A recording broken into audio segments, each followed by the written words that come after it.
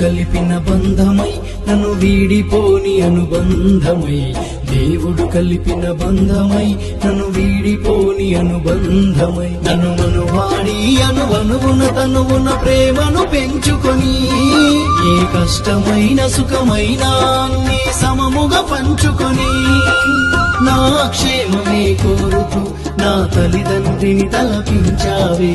శ్రీమతి నా శ్రీమతి, శ్రీమతి నా శ్రీమతి, శ్రీమతి నా శ్రీమతి, నీ సేవలోన తరించని ఈ జన్మకి.